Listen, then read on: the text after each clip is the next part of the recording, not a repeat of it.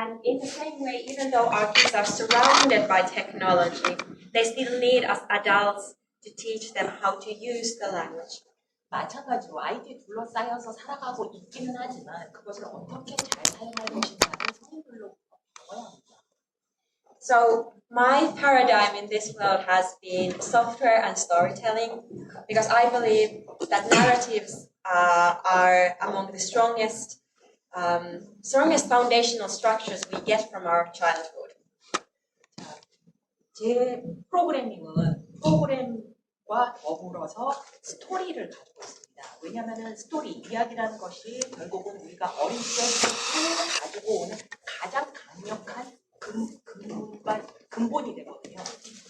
Cavemen learn through stories, and when I think about where I got my values, my sense of adventure, my role models, they come from the stories that were read for me when I was under 7 years old. 네, 사실 인류는 동굴에서부터 이야기를 쭉 나눠 왔었습니다. 그리고 제가 얻었던 배운 가치들, 그리고 모험심이라든지 롤모델이라든지 이런 거는 제가 7살이 되기도 전에 읽었던 이야기책에서 온 것들이고. So that's why the book has strong characters that kids can relate to. 그러다 보니까 이제 얘기에는 항상 강력한 주인공들이 나오고 그래야 애들이 쉽게 이게 내 얘기구나 하고 연관 지을 수가 있습니다. They are all different and they are in no way perfect. 그리고 주인공들은 다 다르고 완벽한 사람은 없습니다. But that kind of diversity is needed in the world of technology. 그런데 IT 세계에도 그런 다양성이 필요해요. And a lot of time people ask me, is this a book only for little girls? 제 책을 보고 많은 분들이 질문하시기를 이게 어린 소녀에 관한 책이냐. And for sure, I think it's important that little girls have strong role models growing up. 그런데 이 어린 여자아이들이 자라나면서 강력한 롤 모델이 필요하거든요. But even prouder, I feel, when little boys in the workshop we did before came to me and said, Ruby is my role model. She's the best character in the book. 그런데 제가 이렇게 어린아이들하고 워크숍을 해보면 남자아이가 와서 내 롤 모델이 루비예요 라고 얘기할 때 저는 굉장히 자랑스러워요. Because if we have a society where little boys think women are awesome at technology, we'll just have a way better society. 남자아이들도 여자아이가 IT를 다 잘하네, 훌륭하다라고 얘기하는 사회가 좋은 사회죠. So the book has been translated into over 20 languages. 예, 이 책은 20여 개 언어로 번역됐고요. And now, spending a few days here in Korea, I've been very, very impressed with the quality and creativity of software education you have. 네, 제가 한국에서 며칠 지내면서 살펴보니까 한국의 소프트웨어 교육의 수준 그리고 창의력에 대해서 좀 깊은 감명을 받았습니다. I think the success of the book tells that we need new kinds of ways of teaching.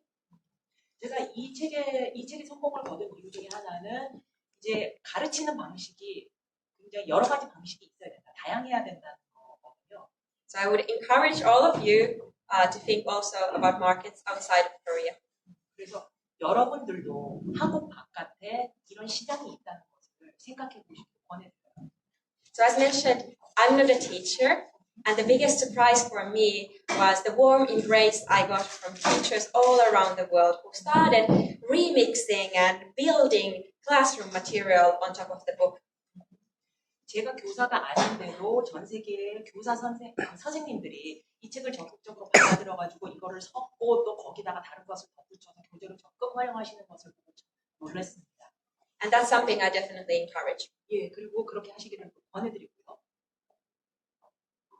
The Korean website for Hello Ruby has a lot of translated content. 자, 헬로 루비 한국 웹사이트를 보면 번역이 된 자료가 많이 있습니다. It's all Creative Commons licensed, so you can use it in your classrooms for free. 예, 그래서 자유롭게 여러분들이 교실에서 사용하셔도 되고요. And one of the things that really frustrates me in this whole discussion is that we don't share vocabulary. Even though programmers love exact words, programming education is all over the place. 자, 라이선스 상관없으니까 자유롭게 사용하시고요. 그리고 프로그래밍이라는 그 주제가 어려움에도 불구하고 프로그래밍 교육이라는 것이 전 세계에 확산되어 있습니다. So I really wish I could understand the Korean words, but in English it's ICT, it's digitalization, it's digital literacy. Today we'll talk about programming. 한국어는 제가 이해를 못하고 영어로 이제 뭐 ICT, 디지털화 그리고 컴퓨터 읽기 쓰기 능력 이런 것들에 대해서 오늘 얘기를 하게 될 거고요. So programming is giving instructions to a computer in a way that the computer understands them. 프로그래밍이라는 것이 결국 컴퓨터가 이해하는 컴퓨터 지시 언어를 컴퓨터에게 주는 거죠. And oftentimes people really focus on the syntax of programming. 근데 프로그래밍이라고 하면 많은 분들이 syntax, 언어의 문법에 신경을 많이 쓰세요. But in my experience, I can break programming down to three parts. Three parts. 그렇지만 저는 프로그래밍을 세 개의 부분으로 분리해 볼 수 있다고 생각합니다. First is decomposing the problem and planning the program. 그러면은 첫 번째는 프로그래밍을 계획함에 있어서 문제를 분해하는 거고, Second is writing the syntax. 그 다음에는 그 syntax를 직접 작성하는 거죠. And third is testing and debugging what happened with the program. 그러면은 그렇게 프로그래밍을 만들었으면 이게 어떻게 된다 테스트해보고 디버깅 하는 거고요. 세 번째. But for most people you meet, they focus on the second part. They think programming looks like this.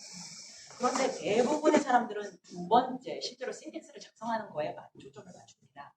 Ones and zeros, scary, mathematical, frightening, not for me. 그러니까 1과 0으로 이루어진 이 공포스러운 세계, 수학의 세계고 나는 이걸 할 사람이 아니다. 이렇게도 생각하시죠.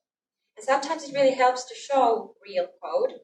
So on the left-hand side you can see Ruby code. On the right-hand side you can see assembly code from the 70s.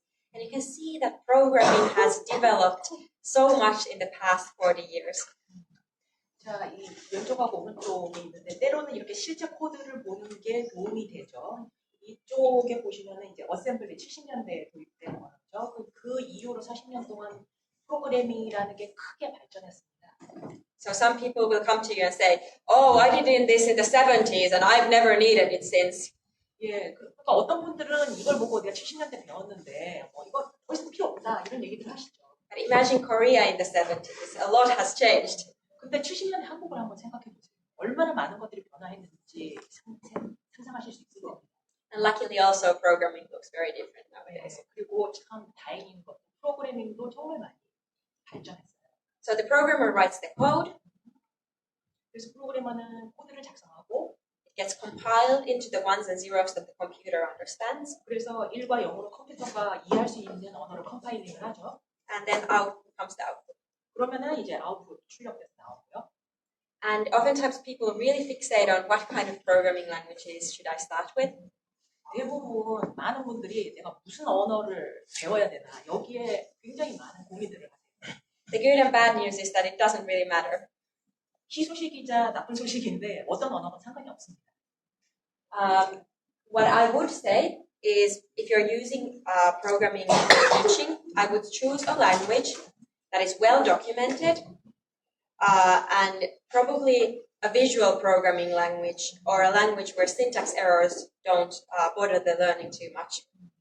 그런데 만일 교육 목적으로 프로그래밍 언어를 선택을 한다면 저는 어떤 걸 선택하겠냐면 일단 문서로 잘 기록되어 있고요. 그리고 비주얼 프로그래밍 랭귀지 그리고 신텍스가 이제 까다롭지 않아서 신텍스를 애들이 틀려도 상관없는 그런 언어를 택하겠어요.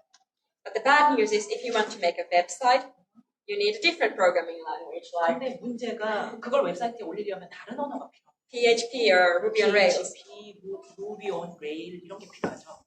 If you want to make a physical product, you need a separate kind of a programming language. 그리고 그거를 실제 물리적인 어떤 프로덕트로 상품으로 만들려면 또 다른 언어가 필요합니다. And if you make an app, again, a new programming language.